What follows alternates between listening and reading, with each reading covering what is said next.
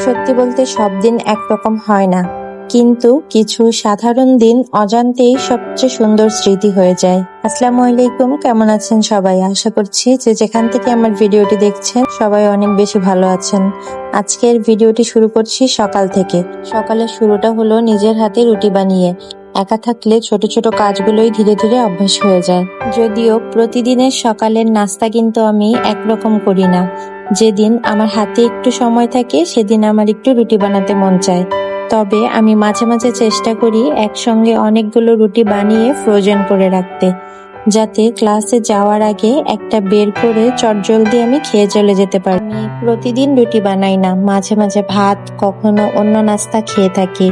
তবে সাধারণত একসাথে অনেকগুলো রুটি বানিয়ে রাখি মাঝে মাঝে, যাতে করে একটু সহজ হয়। কিন্তু শরীরটা কয়েকদিন ধরে ভালো না থাকায় অনেকদিন রুটি বানানো হয়নি। আজ শুধু 4টা রুটি বানালাম।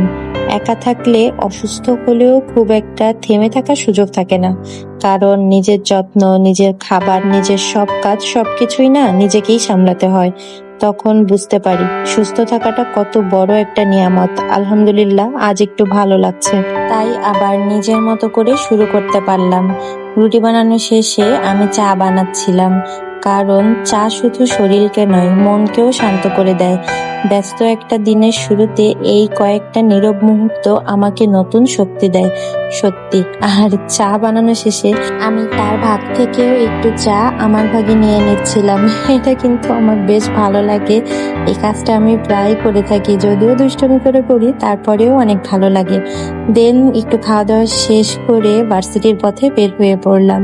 প্রতিটা রাস্তা, প্রতিটা যাত্রা আমাকে মনে করিয়ে দেয় আমি এখনো আমার স্বপ্নের পথেই হাঁটছি। পথটা সহজ নয়, কিন্তু থেমে যাওয়ার কোনো ইচ্ছাও নেই।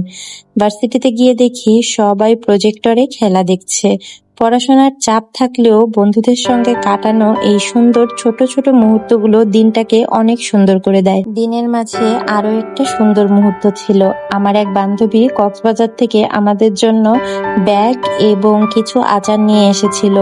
অনেক দূর থেকে গিয়েও সে যে ফিরে আসার পর কেউ যখন আমার কথা মনে রাখে, তখন সেই অনুভূতির মূল্য অনেক বড় হয়ে যায়।